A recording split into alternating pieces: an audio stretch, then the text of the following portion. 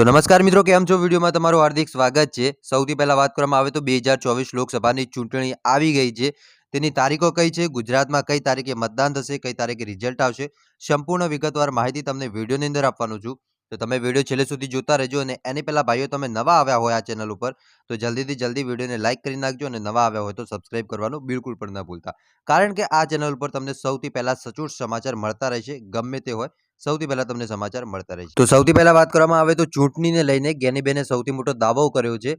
આખરે શું દાવો કર્યો છે એ તમને કહી દઉં છું. તો જ્ઞાનીબેનનું કહેવું એવું છે કે અમે બનાસકાંઠામાં 100% બાજી મારીશું. કારણ કે જ્ઞાનીબેનને પોતાના કામો ઉપર ભરોસો છે, સાથે સાથે તેમની સમાજ ઉપર ભરોસો છે.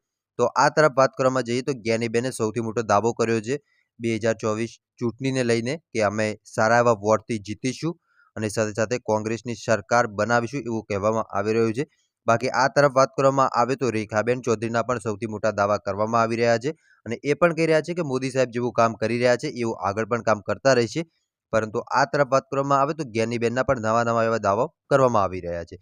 પરંતુ આ જે જંગ છે તે બે બહેનો વચ્ચેનો જંગ છે ને બે બહેનો વચ્ચેનો જંગ જોતા એવું લાગી રહ્યું છે કે ક્યાંક ને ક્યાંક બનાસકાંઠામાં ભારે ભૂકંપ આવી શકે છે. કારણ કે આનું કંઈ ના કહી શકાય કે કયા ટાઈમે કઈ પાર્ટી કેટલા વોટથી જીતી શકે. કારણ કે અત્યાર સુધીનું જો વાત કરવામાં આવે તો રેખાબેન પણ પોતાના કામે લાગી ગયા છે. તો જેટલું બને એટલા લોકો સુધી જઈ રહ્યા છે અને કહી રહ્યા છે કે અમારી પાર્ટીને વોટ આપજો. પરંતુ આ તરફ વાત કરવામાં આવે તો જ્ઞાનીબેન ઠાકોરના પણ સૌથી મોટા દાવા કરવામાં આવી રહ્યા છે કે તમે અમારી પાર્ટીને વોટ આપજો ને જ્ઞાનીબેન પોતાના કામ ઉપર વોટ માગી રહ્યા છે. જ્યારે રેખાબેન અત્યારે નવો ચહેરો છે ભાજપ માટે, પરંતુ એ ચોક્કસ કહી શકાય કે આવનારા સમયમાં આજે ભાજપનો ચહેરો છે તે શું મોટો થઈ શકે છે કે પછી જ્ઞાનીબેન પોતાની બાજી મારી શકે છે. એ તો તમારે કમેન્ટ બોક્સમાં બતાવી દેવાનું છે. બાકી સૌથી પહેલાં હવે એ વાત કરી દઈએ કે 2024ની ચૂંટણીની તારીખો કઈ છે. તો 2024ની જે ચૂંટણી આવી રહી છે તેની આજે સાંજે 3 કે 4 વાગે જેવી પ્રેસ કોન્ફરન્સ થશે. તેમાં ગુજરાતમાં કઈ તારીખે ચૂંટણી હશે એના વિગતવાર માહિતી સોશિયલ મીડિયામાં આવી જશે. એટલે હું તમારા સુધી સૌથી પહેલાં પહોંચાડવાની કોશિશ કરીશ કે કઈ તારીખે ગુજરાતમાં મતદાન હશે અને મતદાન થશે ત્યારબાદ ખબર પડશે કે કઈ તારીખે જાહેર થશે રિઝલ્ટ. એ તો પછી ખબર પડશે, પરંતુ અત્યારે સૌ લોકોની નજર છે કે ગુજરાતમાં ક્યારે મતદાન થાય.